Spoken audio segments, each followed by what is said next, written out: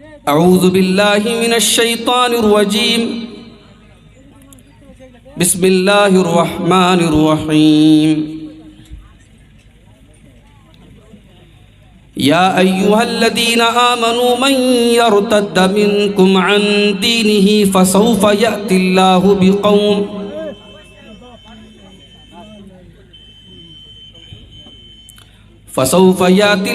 بقوم يحبهم ويحبونه أذلة على المؤمنين أعزة على الكافرين يجاهدون في سبيل الله ولا يخافون لومة لائم ذلك فضل الله يؤتيه من يشاء والله واسع عليم.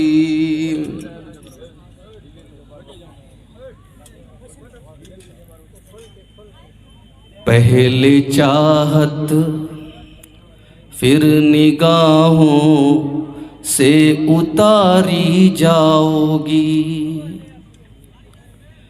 پہلے چاہت پھر نگاہوں سے اتاری جاؤ گی، آبرو بھی جائے گی اور تم بھی ماری جاؤ گی.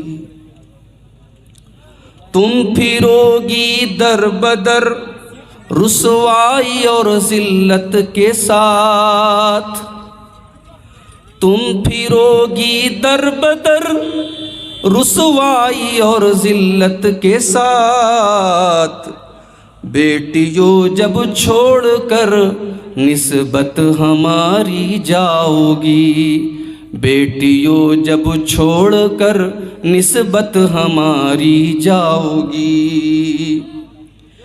یہ تو ایک سازش ہے ورنہ تم نہیں ان کو قبول، یہ تو ایک سازش ہے ورنہ تم نہیں ان کو قبول.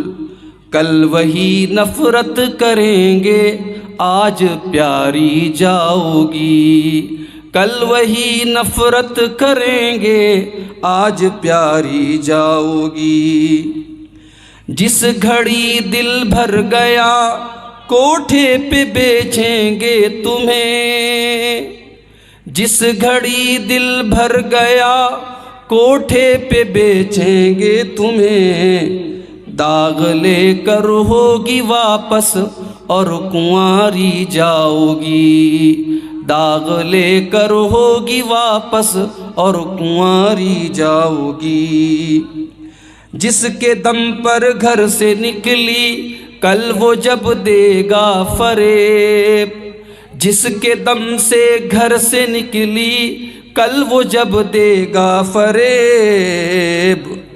سوچ لو کس سمت پھر تم پاؤں بھاری جاؤ گی، سوچ لو کس سمت پھر تم پاؤں بھاری جاؤ گی. عزت و عظمت گنوا کر منہ دکھاؤ گی کسے، عزت و عظمت گنوا کر منہ دکھاؤ گی کسے، کرتے کرتے دنیا سے تم آہوزاری جاؤ گی، کرتے کرتے دنیا سے تم آہوزاری جاؤ گی. کوئی مذہب دے نہ پائے گا تمہیں ایسا حصار، کوئی مذہب دے نہ پائے گا تمہیں ایسا حصار، چھوڑ کر اسلام کی جب پاسداری جاؤ گی، چھوڑ کر اسلام کی جب پاسداری جاؤ گی.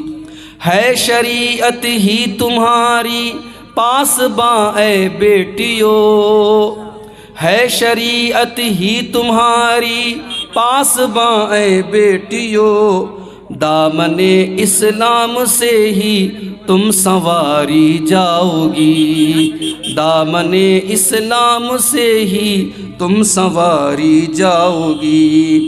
پیاری بہنوں عفت و شرم و حیا اپناؤ تم، پیاری بہنوں عفت و شرم و حیا اپناؤ تم، دیکھنا پھر نور حق سے تم نکھاری جاؤ گی، دیکھنا پھر نور حق سے تم نکھاری جاؤ گی۔ تم کو کچھ شکوا تھا تو اپنوں سے کر دیتی بیاں، تم کو کچھ شکوا تھا تو اپنوں سے کر دیتی بیاں، اتنے پر کیا دوسروں کی تم اتاری جاؤ گی۔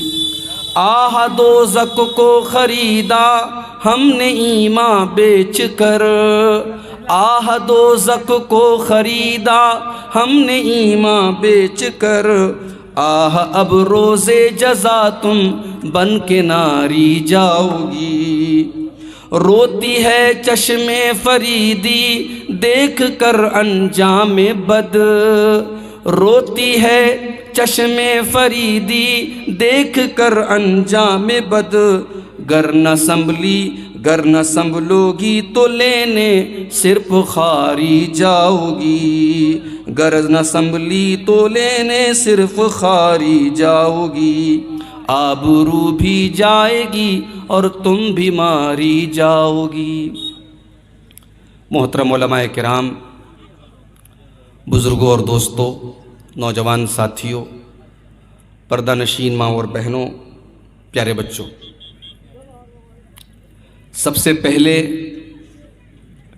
آپ سب سے معذرت چاہتا ہوں، بہت تاخیر کے ساتھ آپ کے درمیان آنے کا موقع ملا۔ بنارس سے جس ٹرین سے میں چلا تقریباً وہ 5 گھنٹے لیٹ ہو گئی، اور 1 بجے رات میں وہ کٹیہار پہنچی جس ٹرین کو 8 بجے شام کو پہنچنا تھا۔ اب ظاہر ہے ٹرینیں ہمارے ہاتھ میں نہیں ہوتی، اور آپ یہ بھی جانتے ہیں کہ میں ایک ٹیچر بھی ہوں، ڈیوٹی کا مسئلہ میرے ساتھ رہتا ہے۔ مولانا مبارک صاحب عالیاوی نے بہت اصرار کر کے آج کا پروگرام لیا تھا، لیکن شیرسا آبادی قوم کے اندر یہ بات بھی ہے کہ جب یہ کسی سے محبت کرتے ہیں تو اتنی ہی محبت کرتے ہیں، کسی سے ناراض ہوتے ہیں تو اتنے ہی ناراض بھی ہو جاتے ہیں۔ میرے آنے میں دیر کیا ہوئی، سنا کہ پبلک میں یہ شور بھی اٹھا کہ لوگوں نے ایسے ہی نام دے دیا ہے، بات نہیں ہوئی، مولانا کو بلایا نہیں ہے، بس ایسے ہی نام دے دیا، اور جلسے والوں کو لوگ کوسنا شروع کر دیے، برا بھلا کہنا شروع کر دیے۔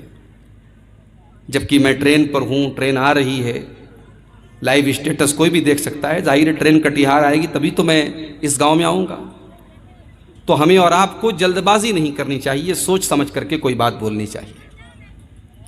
بہرحال رات کے تقریباً 2 بج رہے ہیں، 2:15 بج رہے ہیں۔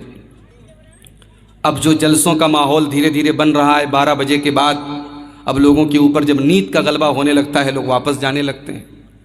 پھر بھی اچھی خاصی تعداد میں آپ حضرات بیٹھے ہیں۔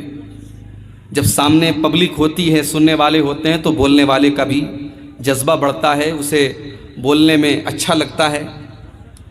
میں آپ سب کا شکر گزار ہوں کہ آپ رات کے اس آخری وقت تک بیٹھے ہیں۔ انشاءاللہ کچھ باتیں آپ یہاں سے لے کر کے جائیں گے۔ اللہ سے دعا کیجئے جو بھی باتیں قرآن و سنت کی روشنی میں ہم سب سنیں، اللہ تبارک و تعالی بولنے والے کو، سننے والوں کو، سب کو عمل کی توفیق عطا فرمائے، آمین۔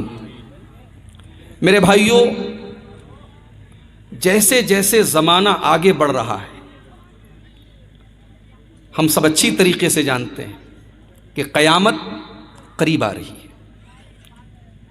اللہ کے نبی صلی اللہ علیہ وسلم کے آنے کے بعد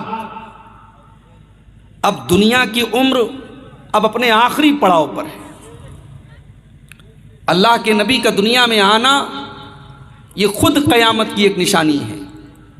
اللہ کے نبی نے خود فرمایا، بُعِثْتُ أَنَا وَالسَّاعَةُ كَهَاتَيْنِ۔ آپ نے اپنی دونوں انگلیوں سے اشارہ کر کے فرمایا کہ جیسے یہ دونوں انگلیاں ایک دوسرے کے ساتھ اٹیچڈ ہیں، جڑی ہوئی ہیں، میں اور قیامت بھی جڑے ہوئے ہیں۔ میرے بعد قیامت بہت جلدی آئے گی، اور جب قیامت جلدی آئے گی تو قیامت کی جو نشانیاں ہیں وہ ایک ایک کر کے آپ کے اور ہمارے سامنے نظر آ رہی ہیں۔ قیامت کی انہی نشانیوں میں سے ایک نشانی جناب محمد الرسول اللہ صلی اللہ علیہ وسلم نے یہ بھی بیان فرمائی ہے کہ فتنے بہت زیادہ پیدا ہوں گے. فتنہ، پتہ نہیں آپ فتنے کا مطلب سمجھتے ہیں کہ نہیں؟ فتنہ کس کو کہتے ہیں؟ فتنہ کہتے ہیں اس چیز کو جو ہمارے اور آپ کے دین کے لیے، ایمان کے لیے خطرہ ہو اور اس چیز سے بچنا بہت مشکل ہو، اس کو کہتے ہیں فتنہ. کبھی آپ سونار کے پاس جائیے، میری مائیں بہنیں تو جاتی ہوں گی، اپنے سونے کا کوئی زیور آپ دے دیجئے سونار کو.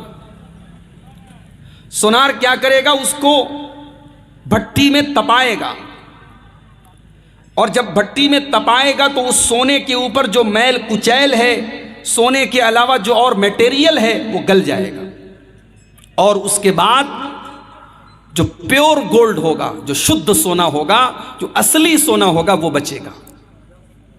تو اس پروسیس کو عربی زبان میں فتنہ کہتے ہیں. فتنہ کیوں ہوتا ہے؟ ہمیں اور آپ کو پرکھنے کے لیے ہوتا ہے کہ ہمارا ایمان کتنا مضبوط ہے، ہمارا دین کتنا مضبوط ہے. اللہ کے نبی جناب محمد الرسول اللہ صلی اللہ علیہ وسلم ایک مرتبہ مدینہ کے ایک پہاڑ کے اوپر چڑھتے ہیں. بارش کا موسم ہے، بارش ہو رہی تھی. آپ نے فرمایا انی اری الفتن خلال بیوتکم کمواقع القطر.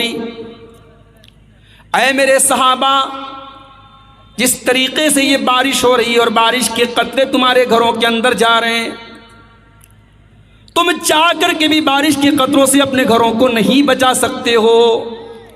بارش اگر ہوگی تو بارش کے قطرے تمہارے گھروں میں ضرور جائیں گے. انی لأری الفتن خلال بیوتکم. اے میرے صحابہ، میں وہ دور بھی دیکھ رہا ہوں، وہ زمانہ بھی دیکھ رہا ہوں جب تمہارے گھروں میں بہت سارے فتنے پیدا ہو جائیں گے. جس طریقے سے بارش کے قطرے تمہارے گھروں میں جا رہے ہیں، تمہارے گھروں میں فتنے بھی پیدا ہوں گے، اور ان فتنوں سے اپنے آپ کو بچانا بہت مشکل ہوگا. اتنے خطرناک قسم کے فتنے پیدا ہوں گے کہ ایمان کی ویلیڈیٹی، ایمان کے بچانے کا ٹائم 12 گھنٹے بھی نہیں ہوگا.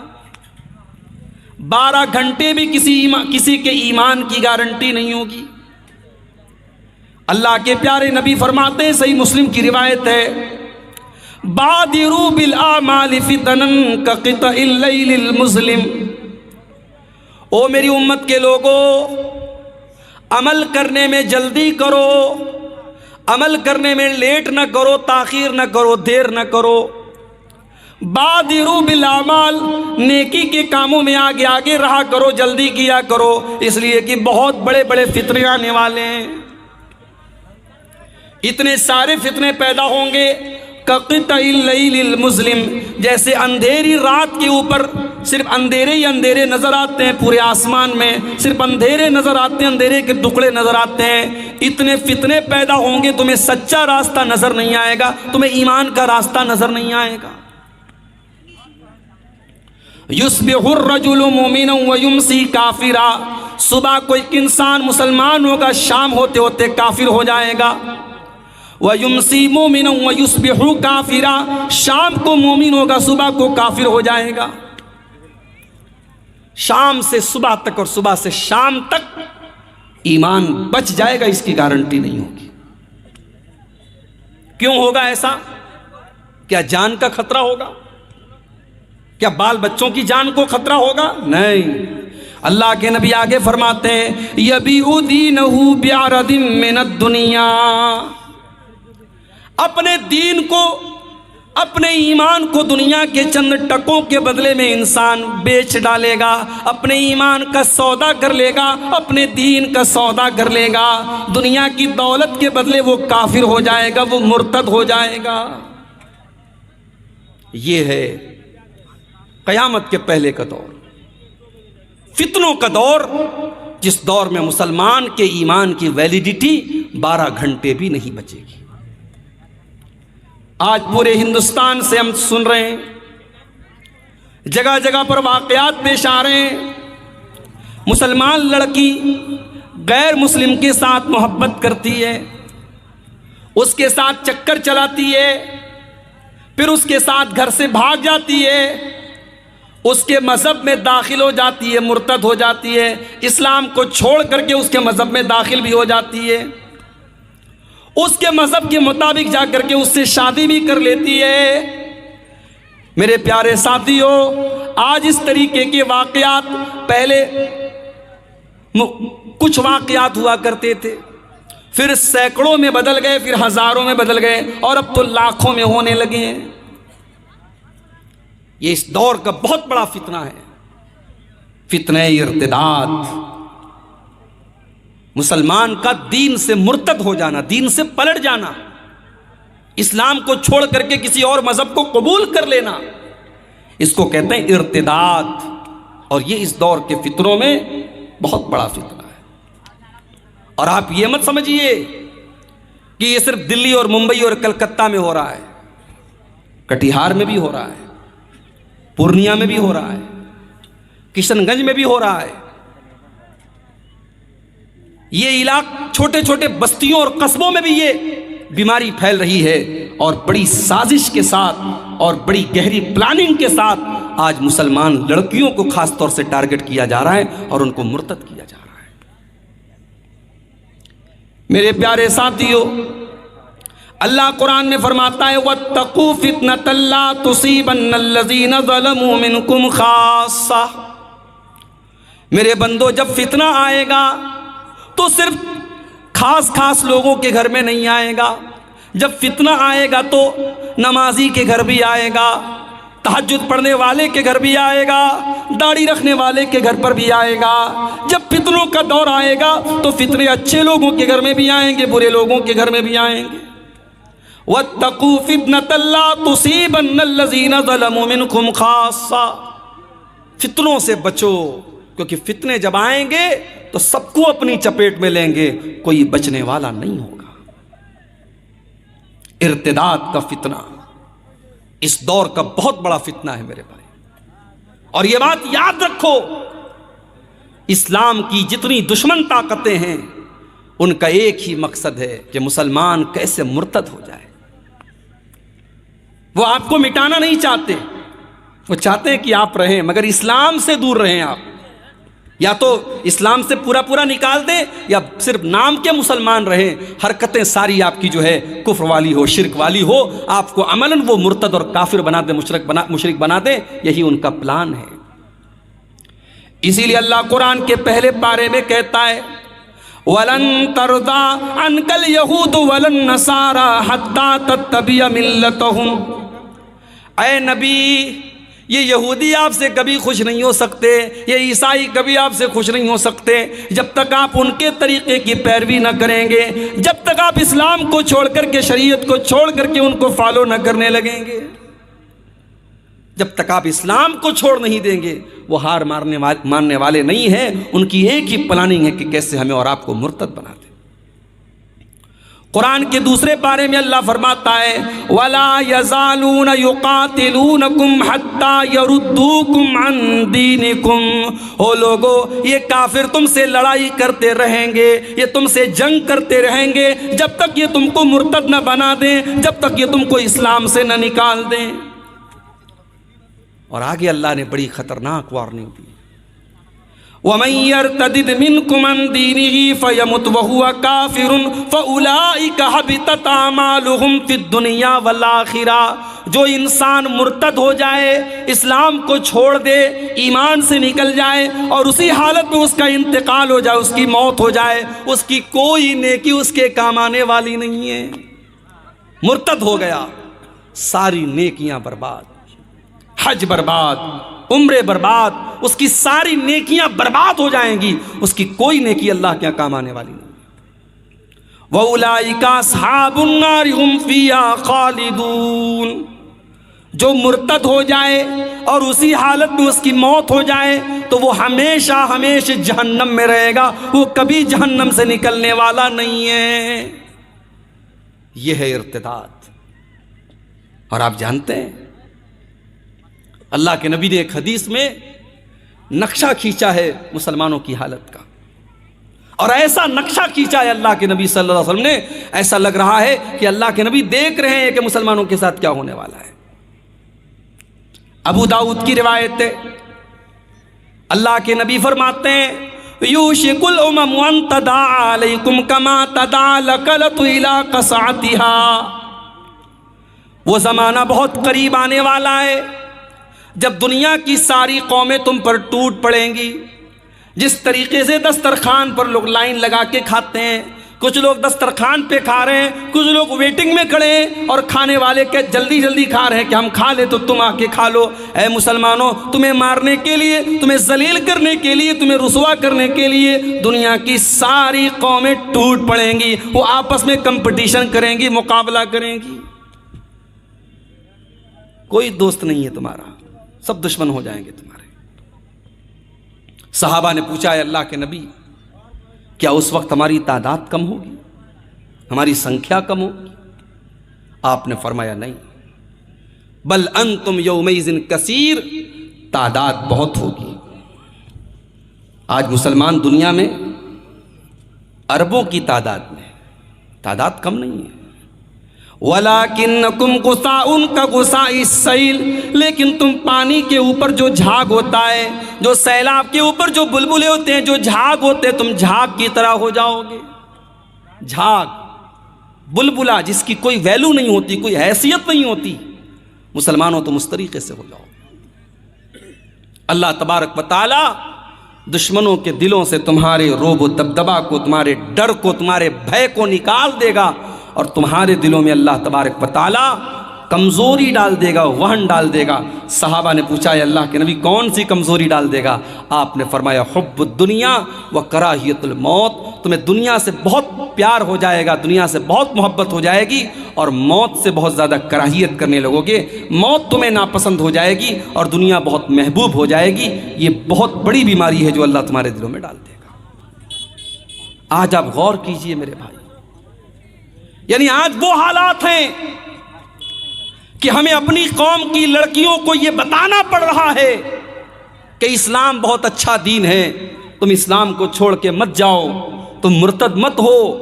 ہمیں آج اپنی قوم کی بیٹیوں کو یہ بتانا پڑ رہا ہے۔ کیا اس سے بڑھ کے شرم کی کوئی بات ہو سکتی ہے میرے بھائی؟ پوری تاریخ میں شاید ایسا دور کبھی نہ آیا ہو جو دور آج ہم اور آپ دیکھ رہے ہیں۔ مسلمان گھر کی لڑکی، نقاب پہن کے نکلنے والی لڑکی، آپ کے بہار اور بنگال میں تو نقاب کا رواج کم ہے، یو پی کے اندر، مہاراشٹرا کے اندر، ساؤتھ کے اندر تو بہت نقاب چلتا ہے۔ گھر سے لڑکی سر سے پیر تک نقاب میں نکل رہی ہے، اور باہر اپنے بوائے فرینڈ کے ساتھ، غیر مسلم بوائے فرینڈ کے ساتھ وہ ہوٹل میں پکڑی جاتی ہے۔ یہ حالات ہیں آج ہماری قوم کے۔ لیکن ایک بات یاد رکھیے میرے بھائی، اگر ہم مرتد ہو جائیں، کیا اس سے اللہ کے دین کی حیثیت پر کوئی فرق پڑ جائے گا؟ کیا اسلام کا کچھ بگڑے گا؟ کیا نعوذ باللہ اللہ کا کچھ بگڑے گا؟ نہیں، اللہ کا کچھ نہیں بگڑے گا، اسلام کا کچھ نہیں بگڑے گا۔ ارے ہم سب مل کر کے اللہ کی عبادت کریں، نہ تو اللہ کا کوئی فائدہ کر سکتے ہیں، اور نہ سب کافر ہو جائیں، مشرک ہو جائیں، اللہ کا کچھ بگاڑ سکتے ہیں۔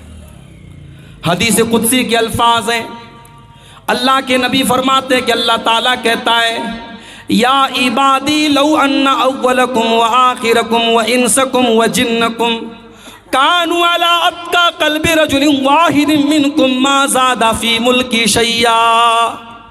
اے میرے بندو، سارے کے سارے انسان اور سارے کے سارے جنات، جتنے پہلے پیدا ہوئے، جتنے بعد میں پیدا ہوئے، سب کے سب اگر متقی بن جائیں، پرہیزگار بن جائیں، اللہ سے ڈرنے والے بن جائیں، تب بھی میری حکومت میں کوئی بڑھوتری کرنے والے، کوئی اضافہ کرنے والے، کوئی زیادتی کرنے والے نہیں ہیں۔ اور اے میرے بندو، سارے کے سارے انسان اور سارے کے سارے جنات، پہلے کے لوگ اور بعد کے لوگ، سب کے سب اگر فاسق و فاجر ہو جائیں، اللہ کے نافرمان ہو جائیں، گنہگار ہو جائیں، ما نقص من ملکی شیئا، میری حکومت میں کوئی کمی آنے والی نہیں ہے، میری بادشاہت میں کوئی کمی آنے والی نہیں ہے۔ اللہ کی سلطنت میں کوئی کمی نہیں آئے گی میرے بھائی، اللہ کو کوئی فرق بھی نہیں پڑے گا۔ اگر ہم مرتد ہو گئے نا، اللہ دوسری قوم کو پیدا کر دے گا۔ اللہ نے فرمایا سورہ مائدہ کی آیت نمبر 54 میں، 54 نمبر کی آیت میں، یا ایھا الذین آمنوا، اے ایمان والو، من یرتد منکم عن دینہ، جو تم میں سے اسلام کو چھوڑ کر کے پلٹ جائے گا، جو مرتد ہو جائے گا، جو اسلام کو چھوڑ دے گا، فسوف یأتی اللہ بقوم یحبہم ویحبونہ، اللہ تعالیٰ ایسی قوم کو پیدا کرے گا جن سے اللہ محبت کرے گا اور وہ بھی اللہ سے محبت کریں گے۔ اذلۃ علی المؤمنین عزۃ علی الکافرین، وہ مومنوں کے اوپر بڑے نرم ہوں گے اور کافروں کے اوپر بڑے سخت ہوں گے۔ اللہ ایسی قوم کو پیدا کرے گا۔ یجاہدون فی سبیل اللہ، وہ اللہ کی راہ میں جہاد کریں گے، ولا یخافون لومۃ لائم، اور وہ کسی کی پرواہ نہیں کریں گے، کسی کے برا بھلا کہنے کی، کسی کی ملامت کرنے کی پرواہ نہیں کریں گے۔ اگر ہم مرتد ہو گئے، اللہ کو کوئی فرق نہیں پڑے گا۔ فرق پڑے گا تو ہمیں پڑے گا۔ جو انسان مرتد ہو جائے گا وہ دین سے بھی جائے گا اور دنیا سے بھی جائے گا۔ اگر اسلامی حکومت ہے تو مرتد کی سزا سزائے موت ہے۔ اللہ کے نبی فرماتے ہیں، صحیح بخاری کی روایت ہے، من بدل دینہ فاقتلوہ۔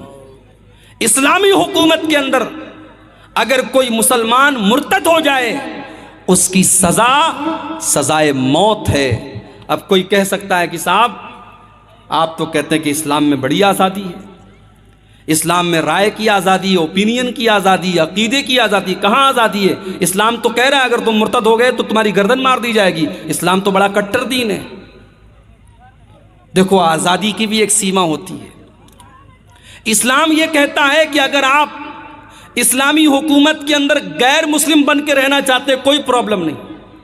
اسلامی حکومت کے اندر کوئی عیسائی ہے، کوئی یہودی ہے، کوئی ہندو ہے، کوئی کسی بھی مذہب کا ماننے والا ہے، کوئی پرابلم نہیں۔ لیکن ہاں، اسلام یہ کہتا ہے کہ جب آپ نے اسلام قبول کر لیا، جب آپ اسلام کے دائرے کے اندر آ گئے، تو اب سوچ سمجھ کر کے آئیے۔ اب آنے کے بعد آپ کو ریٹرن جانے کی اجازت نہیں۔ یہ سیکیورٹی کا مسئلہ ہے۔ اگر اسلام اس کو بھی آزاد کر دے گا تو اسلام کی سیکیورٹی، اسلامی حکومت کی سیکیورٹی خطرے میں پڑ جائے گی۔ اس لیے اسلام نے یہ کہا کہ اگر کوئی اب کسی مذہب پر چلنا چاہتا ہے، آزادی ہے، لا اکراہ فی الدین۔ اسلام کے اندر دین کے معاملے میں کوئی زور زبردستی نہیں ہے، مگر جب اسلام کے اندر آ گئے، اب اگر مرتد ہو گئے تو سزائے موت ملے گی۔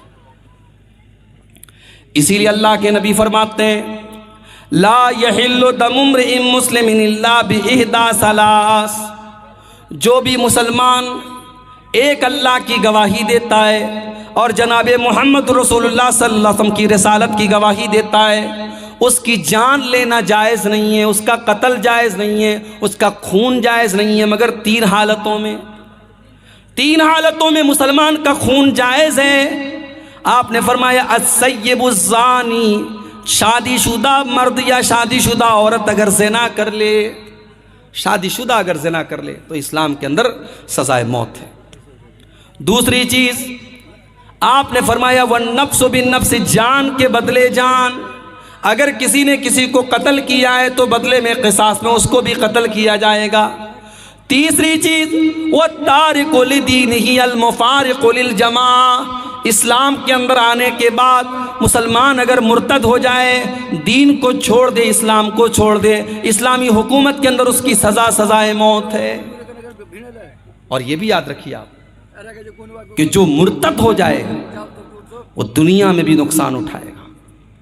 بیوی اگر مرتد ہو گئی، شوہر کے ساتھ رشتہ ختم۔ شوہر مرتد ہو گیا، بیوی کے ساتھ رشتہ ختم۔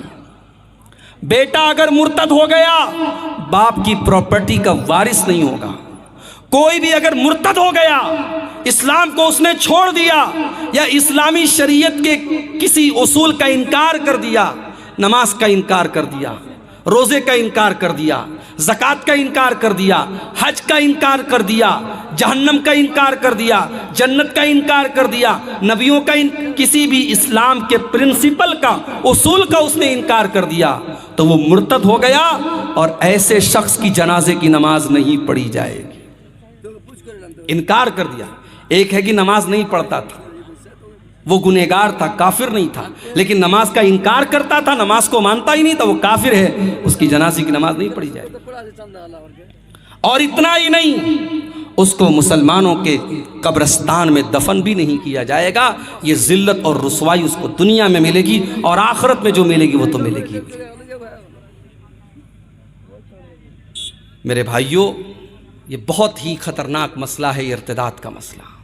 اور اس وقت بڑی تیزی سے ارتداد کی لہر آئی ہوئی ہے.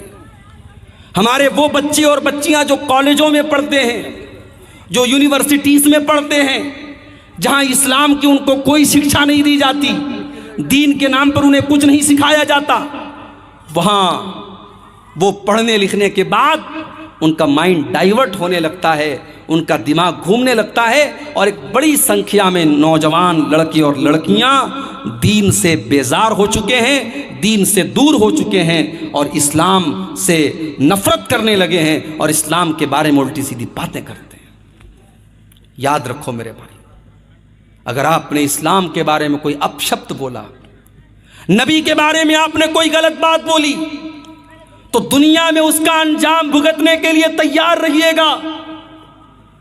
اللہ کے نبی کے پاس ایک عیسائی آیا، اس نے کہا میں مسلمان ہونا چاہتا ہوں. کلمہ پڑھ لیا، اس نے پڑھا لکھا تھا. اللہ کے نبی نے کہا تم پڑھے لکھے ہو، چلو تم کو ایک کام دے دیتا ہوں، میرے اوپر جب قرآن کی آیتیں نازل ہوں گی تو تم ان کو لکھنے کا کام کرنا. بخاری کے الفاظ ہے، وہ اللہ کے نبی کے اوپر نازل ہونے والی آیتوں کو لکھنے لگا.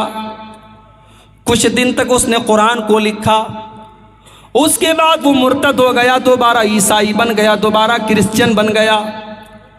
جب وہ عیسائی بن گیا، اس نے اپنی قوم کے لوگوں سے کہنا شروع کر دیا، ما یدری محمد الا ما کتبت لہ، ارے محمد کو تو کچھ نہیں آتا، محمد کو تو اتنا ہی آتا جتنا میں نے لکھ کے دیا ہے. نعوذ باللہ، اس نے اللہ کے نبی کے اوپر یہ الزام لگایا کہ اللہ کے نبی کو کچھ نہیں آتا، اتنا ہی آتا ہے جتنا میں نے لکھ کے دیا ہے. اس نے بار بار یہ جملہ اللہ کے نبی کے بارے میں کہنا شروع کر دیا. بخاری کے الفاظ ہیں، کچھ دنوں کے بعد اس انسان کا انتقال ہو جاتا ہے، موت ہو جاتی ہے. اس کے مرنے کے بعد اس کی قوم کے لوگ جب اس کو اپنے قبرستان میں لے جا کر کے دفن کرتے ہیں، رات کو دفن کرتے ہیں، صبح جب وہاں سے گزرتے تو کیا دیکھتے ہیں؟ لفظتہ الارض، زمین نے اس کی باڈی کو باہر نکال دیا ہے، اس کی لاش قبر کے باہر پڑی ہوئی ہے. قوم کے لوگوں نے کہا ضرور یہ محمد اور ان کے ساتھیوں کا کام ہے، یہ محمد صلی اللہ علیہ وسلم کو اور ان کے ساتھیوں کو برا بھلا کہتا تھا، ان لوگوں نے انتقام لیا ہے، بدلہ لیا ہے، یہ انہی کا کام ہے. انہوں نے اور گہری قبر کھودی اور دوبارہ پھر اس کو قبر کے اندر دفن کیا اور قبر کو برابر کیا. اگلی صبح کیا دیکھتے ہیں؟ پھر سے لاش باہر پڑی ہوئی ہے. پھر یہی بات کہتے ہیں کہ لگ رہا ہے یہ محمد اور ان کے ساتھیوں کا کام ہے، وہ دشمنی نبھا رہے ہیں اور گہری قبر کھودتے ہیں، جتنی گہری کھود سکتے تھے، اور پھر اس کو زمین کے اندر ڈال دیتے ہیں. لیکن میرے بھائیوں، تیسرے دن پھر اس کی لاش قبر کے باہر پڑی رہتی ہے. وہ سمجھ جاتے ہیں یہ انسان کا کام نہیں ہے، یہ اللہ کا کام ہے، یہ اس رب کا کام ہے جس رب کے نبی کو اس نے گالیاں دی تھی اور جس رب کی شریعت سے اس نے بغاوت کی تھی. اس کی قوم کے لوگ پھر اس کو زمین میں دفناتے نہیں ہیں اور اس کو ویسے ہی پھینک کے چلے آتے ہیں. میرے پیارے ساتھیوں، نبی کا گستاخ، اسلام کا گستاخ، قرآن کا گستاخ جو آج گالیاں دے رہے ہیں قرآن کو اور نبی کو، آپ یقین رکھیے اللہ کا وعدہ ہے، انا کفیناک المستہزئین، اے نبی آپ کا مذاق اڑانے والوں کے لیے ہم کافی ہیں. جو لوگ آج اسلام کا اور نبی کا مذاق اڑاتے ہیں وہ ایک نہ ایک دن یا تو ہدایت پائیں گے یا اپنے انجام کو پہنچیں گے. تو یہ بہت بڑا مسئلہ ہے آج ہماری قوم کی لڑکیوں کا. سب سے پہلی بات تو آپ یہی یاد رکھیے کہ کوئی بھی مسلمان مرد کسی کافر عورت سے شادی نہیں کر سکتا، اور کوئی مسلمان لڑکی کسی کافر مرد سے شادی نہیں کر سکتی. وہ نکاح ہوگا ہی نہیں، اگر وہ شادی کر بھی لے وہ زنا ہوگا. قرآن کا دوسرا پارہ کھولو، اللہ فرماتا ہے وَلَا تَنْكِحُوا الْمُشْرِكَاتِ حَتَّى يُؤْمِنَّا، اے مسلمانوں تم کسی مشرکہ عورت سے شادی نہ کرنا کسی ایسی عورت سے شادی نہ کرنا جو شرک کرتی ہو، حتیٰ یؤمننا، جب تک وہ مسلمان نہ ہو جائے، وَلَأَمَةٌ مُّؤْمِنَةٌ خَيْرٌ مِّن مُّشْرِكَةٍ وَلَوْ أَعْجَبَتْكُمْ، او مسلمانوں تمہارے لیے ایک مسلمان لونڈی بہتر ہے ایک کافر عورت کے مقابلے میں۔ تم لونڈی کے ساتھ نکاح کر لو وہ چلے گا، لیکن تم مشرکہ عورت سے شادی نہ کرنا۔ وَلَا تُنْكِحُوا الْمُشْرِكِينَ حَتَّى يُؤْمِنُوا، اور اے مسلمانوں، مسلمان لڑکیوں کے باپ، اے مسلمان لڑکیوں کے گارجین، تم اپنے لڑکیوں کی شادی کسی غیر مسلم مرد کے ساتھ نہ کرنا، حَتَّى يُؤْمِنُوا، جب تک وہ مسلمان نہ ہو جائیں۔ آج کل بڑا مسئلہ چل رہا ہے، ایک فلم بنی ہے کیرلا اسٹوری۔ آج کل ایک نیا طریقہ چلا ہے مسلمانوں کے خلاف نفرت پروسنے کا فلموں کے ذریعے، اور حیرت تو ہمیں اپنے ملک کی عدالتوں پر ہے جو اس طریقے کی فلموں کو پاس کر دیتی ہیں اور کہتی ہیں صاحب اس میں کوئی حرج کی بات نہیں، سچائی دکھائی گئی ہے۔ فلم کا ڈائریکٹر فلم کے اندر یہ دکھاتا ہے کہ 3000 غیر مسلم لڑکیوں کو مسلمان بنایا گیا، اور پھر ان کو کون سی تنظیم، آئسس جو دہشت گرد تنظیم ہے، آتنکوادی سنگٹھن ہے، اس کے اندر ان کو شامل ہونے کے لیے مجبور کیا گیا۔ فلم کے اندر یہ دعویٰ کیا جاتا ہے، اور جب کورٹ میں کیس دائر کیا جاتا ہے کہ ایسا تو کچھ ہوا نہیں، تو ڈائریکٹر کہتا ہے کہ ہاں 1 یا 2 کیس ایسا ملا تھا، 1 یا 2 کیس ایسا ملا تھا ریئل میں، اور فلم کے اندر دکھا دیا گیا 3000 کیس۔ اور فلم کا نتیجہ یہ نکل رہا ہے کہ فلم دیکھ کر کے جو لوگ نکل رہے ہیں، لڑکی اور لڑکیاں، وہ نکل کر کے پانی پی پی کر کے مسلمانوں کو گالیاں دے رہے ہیں، مسلمان لڑکیوں کو گالیاں دے رہے ہیں، مسلمان عورتوں مردوں کو گالیاں دے رہے ہیں۔ یہ اس ملک میں دھیرے دھیرے اب یہ ماحول پیدا ہو رہا ہے۔ فلموں کے ذریعے نفرت کو پروسو، فلموں کے ذریعے ڈائیورٹ کرو، لوگوں کو ڈیوائیڈ کرو، لوگوں کے دلوں میں ایک دوسرے کے خلاف نفرت کے بیج بو دو۔ آج یہ طریقہ بھی چل چکا ہے میرے بھائیوں۔ لفظ جہاد، ایک بڑا نعرہ دیا گیا کہ صاحب لفظ جہاد ہو رہا ہے۔ معاف کیجئے، جہاد کو لوگوں نے گالی بنا دیا ہے، ورنہ اسلام کے اندر کوئی لفظ جہاد نہیں ہے۔ یہ اسلام کا کانسیپٹ ہی نہیں ہے کہ آپ کسی لڑکی سے شادی کیجئے، محبت کیجئے، اور اس کے بعد اسے آپ اسلام کی طرف لے کے آئیے۔ اگر کوئی ایسا کرتا بھی ہے، اسلام اس کو پروتساہت نہیں کرتا، اسلام اس کو پروموٹ نہیں کرتا۔ اسلام کا بڑا سیدھا سا اصول ہے کہ کسی بھی مذہب کو لالچ کے طور پر یا زبردستی قبول نہیں کیا جا سکتا، کیونکہ مذہب کا تعلق دل سے ہے۔ لالچ سے آپ کسی کا جسم خرید سکتے ہیں، یا ڈرا کر کے آپ کسی کے شریر کو غلام بنا سکتے ہیں، دل کو غلام نہیں بنا سکتے۔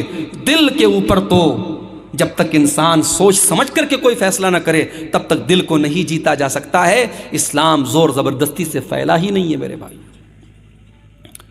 اللہ کے نبی کا ایک بہت کٹر دشمن جس کا نام سمامہ بن اسال تھا، یمامہ کا گورنر تھا، بہت بڑا آدمی تھا، اسلام کا بہت بڑا دشمن تھا، اریسٹ ہو کر کے، گرفتار ہو کر کے اللہ کے نبی کے پاس آتا ہے۔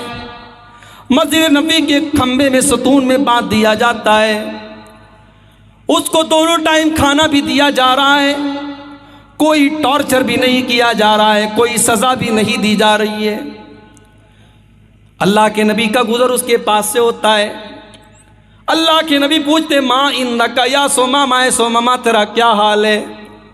سمامہ کہتا اندی خیر، میرا حال اچھا ہے، اے محمد میرا حال اچھا ہے، ان تقتل زاد من وان تنعم تنعم لا شاکرین، اے محمد اگر آپ مجھے قتل کروا دیں گے میں آپ کا کٹر دشمن ہوں، اور دشمنوں کو تو قتل کروا ہی دیا جاتا ہے، اور اگر آپ مجھے چھوڑ دیں گے تو میں آپ کا احسان مانوں گا، میں آپ کا شکر گزار بن جاؤں گا۔ آپ کے سامنے دونوں آپشن ہیں۔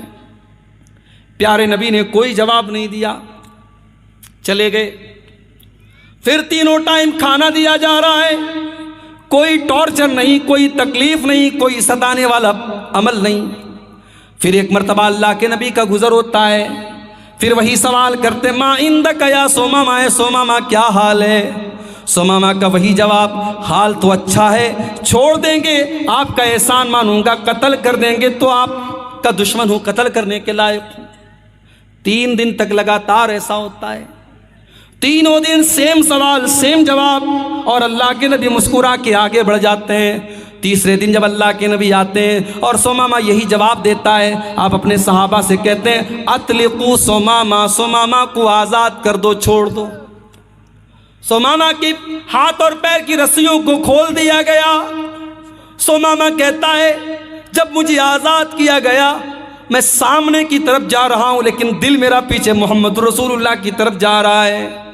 میں وہاں سے نکلتا ہوں اور مسجد نبوی کے بغل میں ایک باغ میں جا کر کے کنویں سے پانی نکال کر کے غسل کرتا ہوں، اور غسل کرنے کے بعد جناب محمد رسول اللہ کے پاس آتا ہوں اور کہتا ہوں اشہد ان لا الہ الا اللہ و اشہد ان محمد رسول اللہ۔ اے اللہ کے نبی، آج میں آپ کے دین کو قبول کرتا ہوں، آج میں اسلام کی چھتر چھایا میں آتا ہوں، آج میں اسلام کا کلمہ پڑھتا ہوں، آج میں اسلام کو قبول کرتا ہوں۔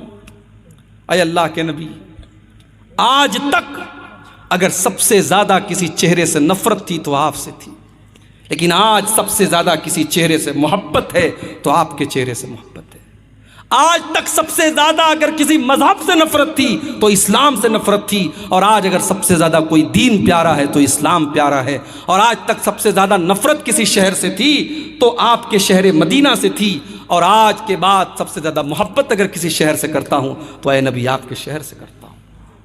میرے بھائیوں، یہ نبی نے کس چیز کے ذریعے سمامہ کو اپنا اسیر بنایا؟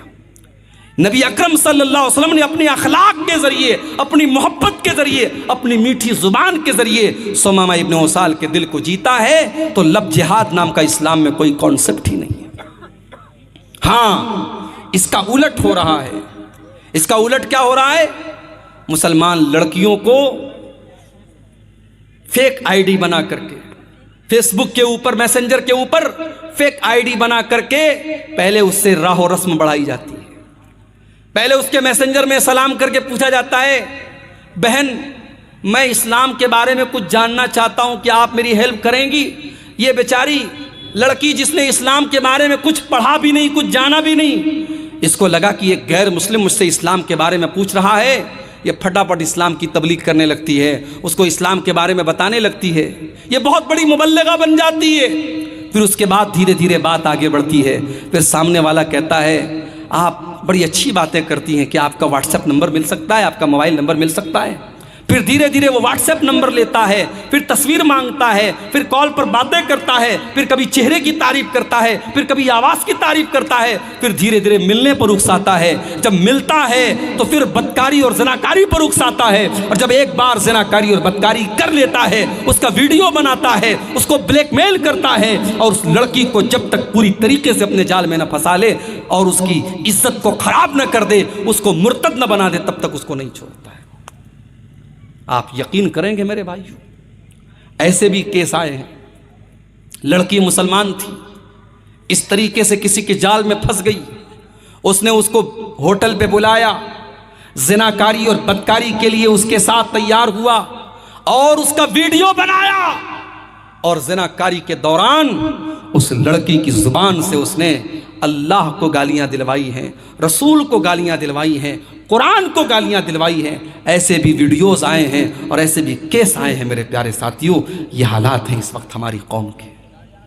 سوال یہ ہے اس کو ہم کنٹرول کیسے کریں؟ اس کا ریزن کیا ہے؟ کیوں ایسے حالات پیدا ہو رہے ہیں؟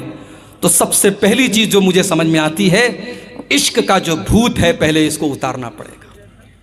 میں اپنی بہنوں سے کہنا چاہوں گا، اسلام میں عشق نام کی کوئی چیز نہیں ہے۔ جس کو تم عشق سمجھتی ہو، محبت سمجھتی ہو، وہ ہوس ہے، وہ اٹریکشن ہے، اور کچھ نہیں ہے۔ اسلام کے اندر محبت صرف ایک ہوتی ہے جو نکاح کے ذریعے وجود میں آتی ہے، جو بیوی شوہر سے کرتی ہے، شوہر بیوی سے کرتا ہے، جو حلال محبت ہے، جو جائز محبت ہے، جس محبت میں کوئی رکاوٹ نہیں ہے، جس محبت پہ کوئی اعتراض نہیں ہے، جس محبت کے اوپر کوئی آبجیکشن نہیں ہے، یہ وہ محبت ہے جو اللہ تعالیٰ میاں بیوی کے دل میں ڈالتا ہے۔ اللہ نے قرآن میں کیا فرمایا؟ وَمِنْ آيَاتِهِ أَنْ خَلَقَ لَكُم مِّنْ أَنفُسِكُمْ أَزْوَاجًا لِتَسْكُنُوا إِلَيْهَا وَجَعَلَ بَيْنَكُم مَّوَدَّةً وَرَحْمَةً۔ اے میرے بندو، اللہ تعالیٰ کی بہت بڑی نشانی یہ بھی ہے کہ اس نے تمہارے لیے تمہاری بیویوں کو بنایا جن سے تمہیں سکون حاصل ہوتا ہے، اور اللہ تعالیٰ نے میاں بیوی، شوہر اور بیوی کے دل میں ایک دوسرے کی محبت پیدا کر دی اور رحمت پیدا کر دی۔ یہ سچی محبت ہوتی ہے۔ جو اللہ تعالیٰ نکاح کے ذریعے پیدا کرتا ہے۔ میری بہنوں، آپ اپنی شادی کا ویٹ کیجئے، اپنے نکاح کا انتظار کیجئے، کوشش کیجئے، والدین کو سمجھائیے دیندار لڑکے سے آپ کا نکاح کریں، اور وہاں اس انسان سے جو آپ کا ہونے والا شوہر ہے اس سے آپ جی بھر کے محبت کیجئے، عشق اور محبت کے بخار سے آپ باہر نکلیں۔ اپنے نوجوانوں سے بھی کہنا چاہوں گا، یہ جو فیشن چلا ہے، ایک لڑکی کی کئی گرل فرینڈز ہوتی ہیں اور اس کو ایک فیشن بنا لیا گیا، میرے بھائی یہ زناکاری کا راستہ ہے، یہ بدکاری کا راستہ ہے۔ ہو سکتا ہے تمہیں اس بات پر یقین ہو کہ نہیں مولوی صاحب، ہم تو صرف بات کرتے ہیں، انجوائے کرتے ہیں، اس سے آگے کچھ نہیں کرتے۔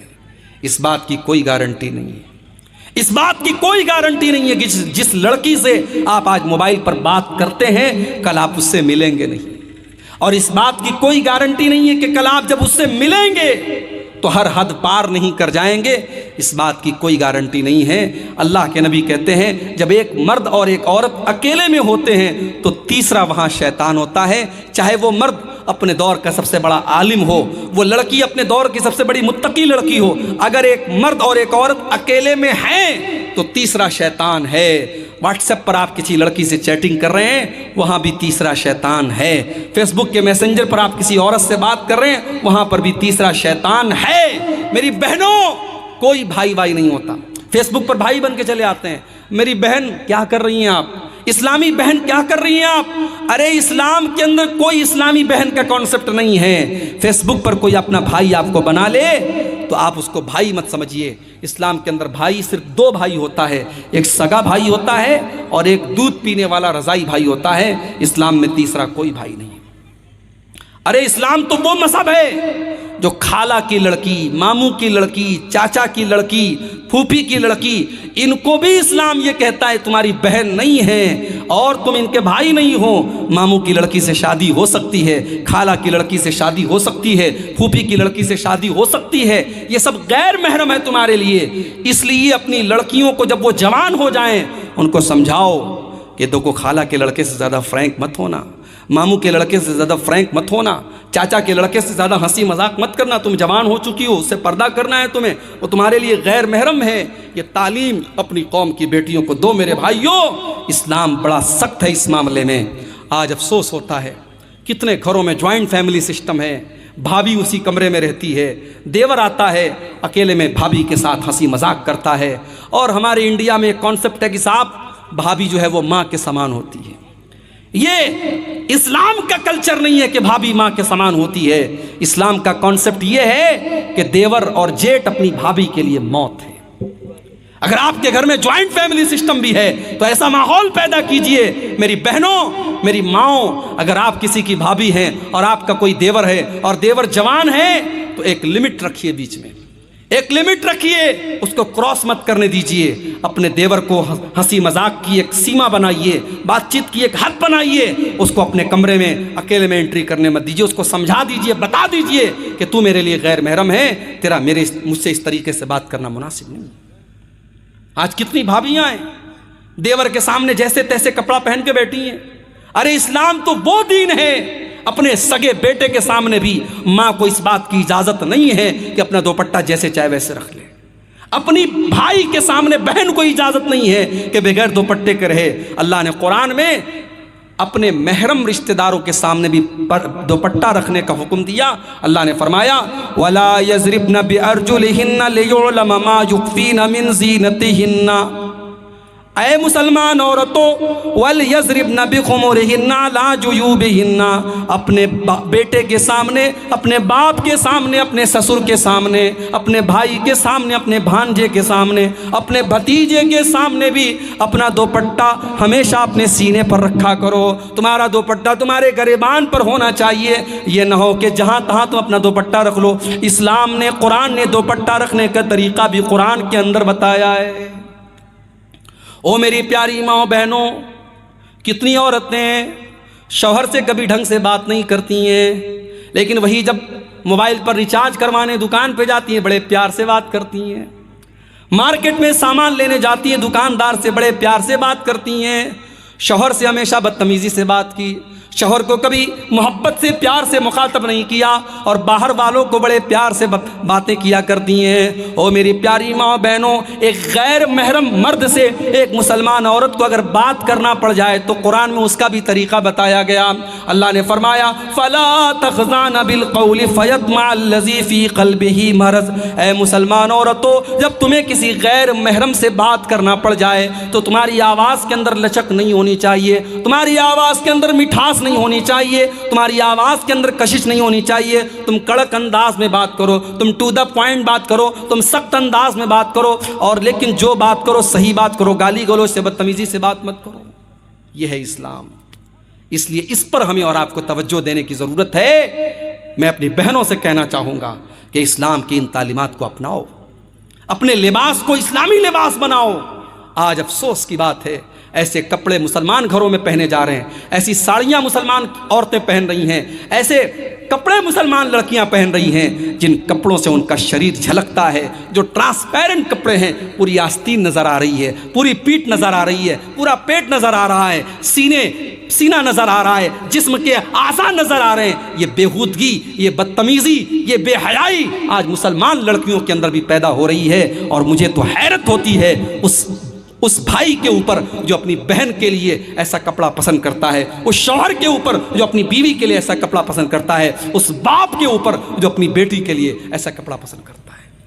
اگر آپ کی بیٹی 7 سال کی ہو گئی، 10 سال کی ہو گئی، اس کو چھوٹے چھوٹے کپڑے پہنانا بند کر دو، اس کے دماغ میں ڈالو کہ وہ مسلمان لڑکی ہے، اس کو پورا ڈریس پہناؤ، جب وہ گھر سے نکلے تو پورے کپڑے میں نکلے، تاکہ جب وہ 18 سال کی ہو جائے، 20 سال کی ہو جائے، تب اس کو یہ سمجھ میں آ جائے کہ مجھے کیا پہننا ہے۔ اس کی ٹریننگ میرے پیارے بھائیو 8 اور 10 سال کی عمر سے آپ کو کرنا ہے۔ اگر آپ نے 8-10 سال کی عمر میں اس کو چھوٹے چھوٹے کپڑے پہنائے تو 18 سال کے ہونے کے بعد بھی وہ چھوٹے کپڑے ہی پہنے گی۔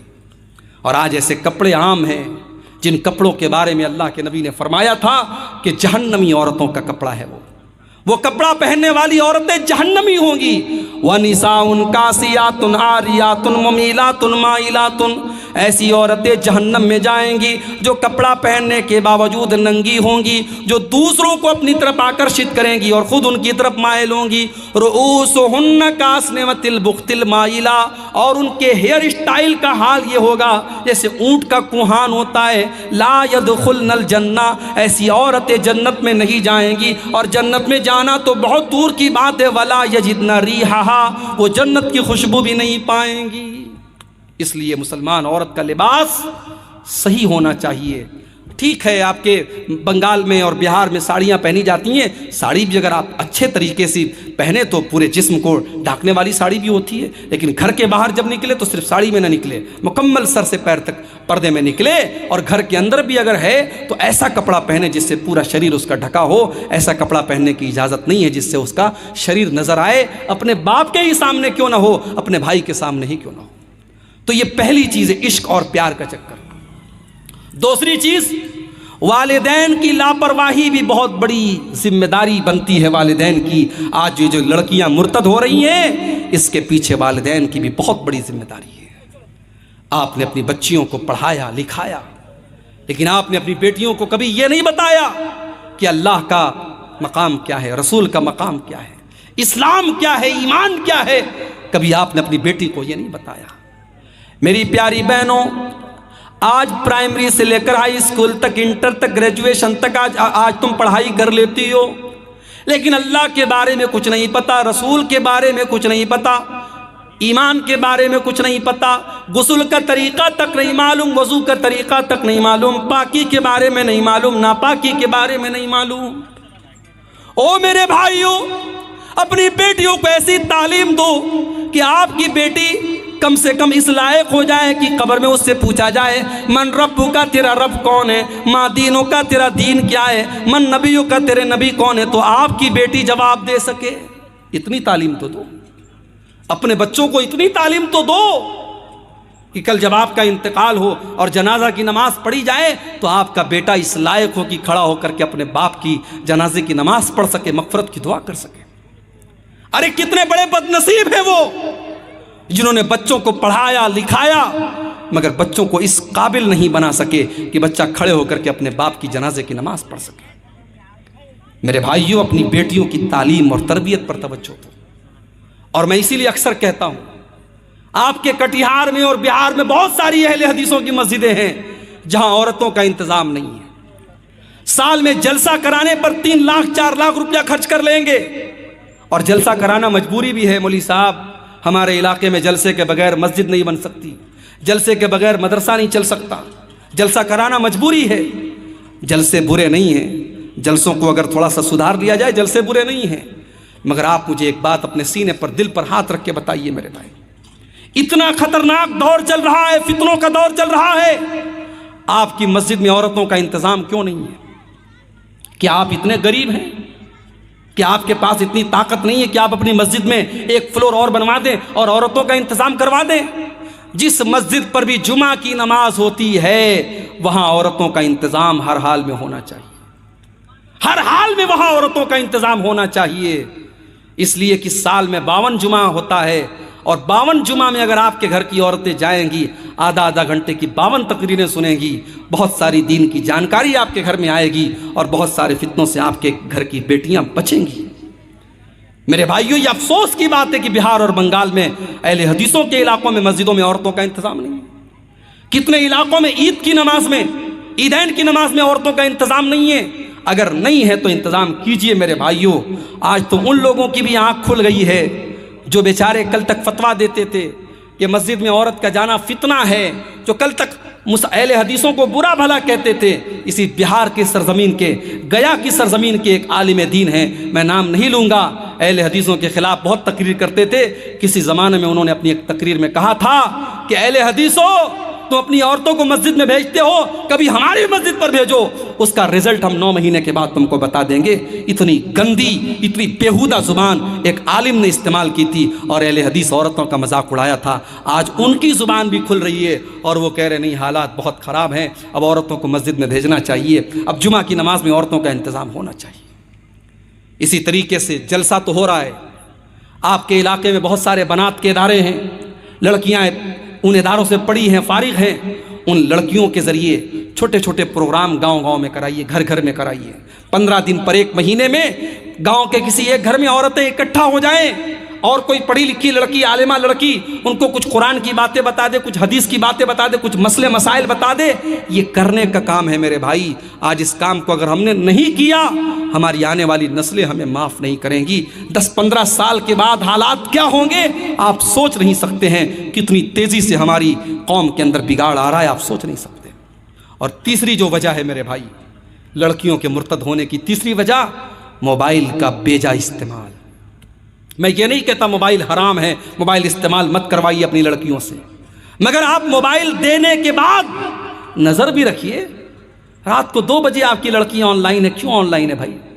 ایسا کون سا امپورٹنٹ کام ہے رات کو 2 بجے وہ کر رہی ہے؟ رات کو 2:30 بجے وہ بیٹھ کر کے کونے میں بات کر رہی ہے، ماں کو پتا ہے، باپ کو معلوم ہے کہ میری بیٹی بات کر رہی ہے، میرا بیٹا بات کر رہا ہے، مگر یار سارا زمانہ وہی کر رہا ہے تو چلنے دو۔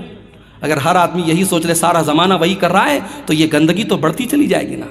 کم سے کم ہر آدمی اپنے گھر کو تو بچائے، اپنی بیٹی کو تو بچائے، اپنے بیٹے کو تو بچائے۔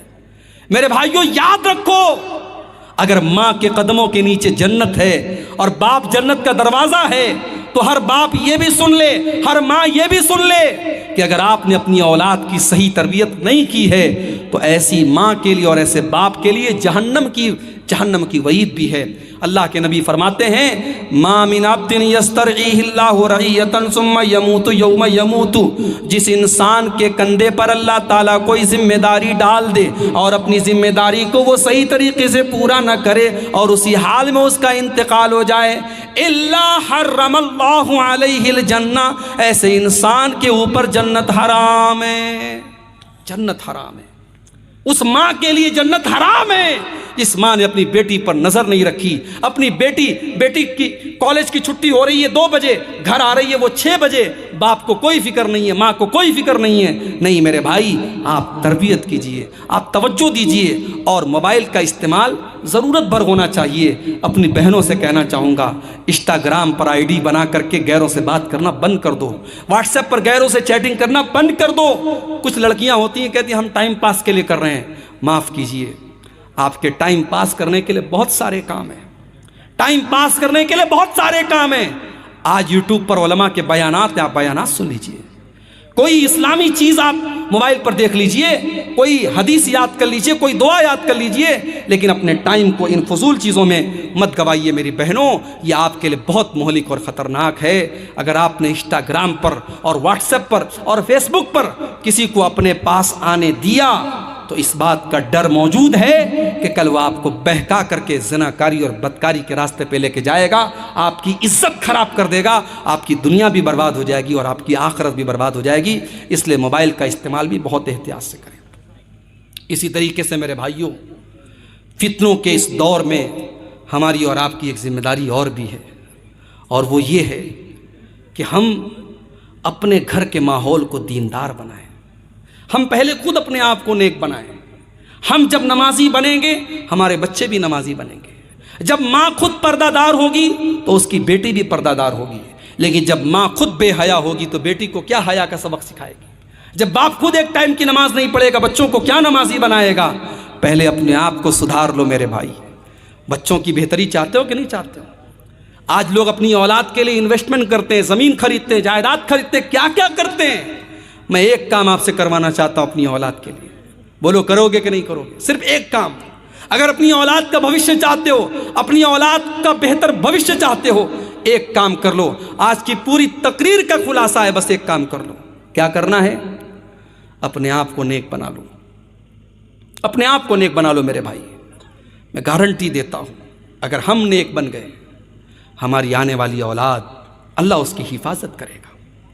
قرآن کا 16واں پارہ اٹھاؤ, اللہ تعالیٰ نے واقعہ بیان کیا حضرت موسیٰ علیہ السلام کا اور حضرت خضر علیہ السلام کا. دونوں جا رہے تھے, ایک گاؤں سے گزر ہوا. گاؤں والے بڑے بخیل تھے,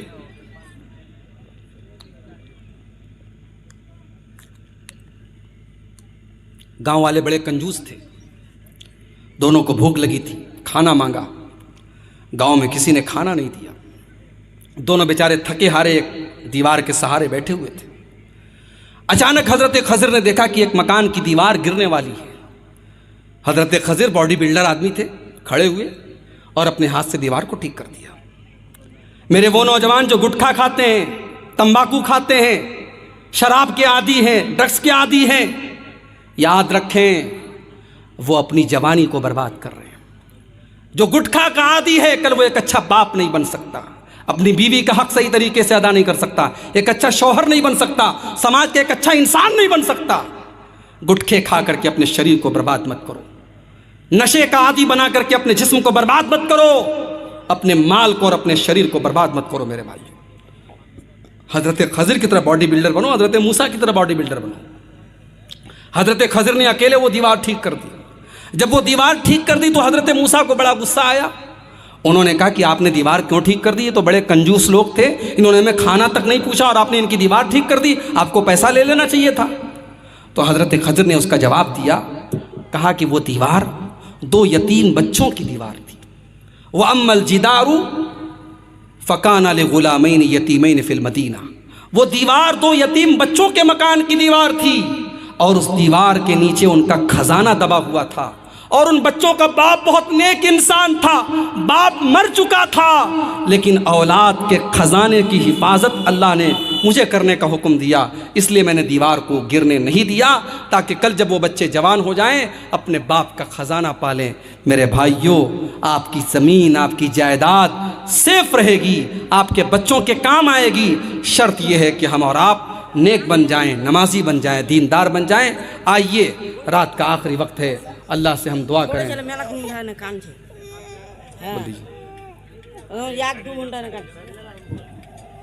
হ্যালো, একটা ছোট্ট ছেলে, ছোট্ট ছেলে হারিয়ে গেছে, তো এই স্টেজে আছে, দেখো ক্যামেরাতে দেখো স্টেজে আছে পাওয়া গেছে যা ছেড়ে হাতে সে নিয়ে যাও। बहरहाल मेरे भाइयों, ये चंद बातें थी फितने इर्तिदाद के ताल्लुक से। एक सवाल आया है कि एक बैल में कुर्बानी में कितने लोग हिस्सा ले सकते हैं? 7 लोग हिस्सा ले सकते हैं।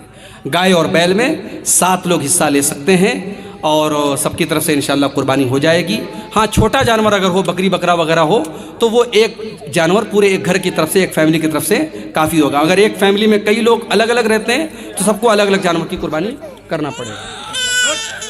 ठीक है, अल्लाह से दुआ करते हैं रब्बुल आलमीन हम सबको कहने सुनने से ज़्यादा अमल करने की तौफीक अता फरमाए। अल्लाह ताला हमें फितने इर्तिदाद से हमारी कौम की बेटियों को बचाए। अल्लाह ताला आज के इस जलसे को कबूल फरमाए और हम सबको ईमान पर कायम रखे, ईमान पर हम सबका खात्मा फरमाए। आमीन व आखिर दावाना अल्हम्दुलिल्लाहि रब्बिल आलमीन वस्सलामु अलैकुम वरहमतुल्लाहि।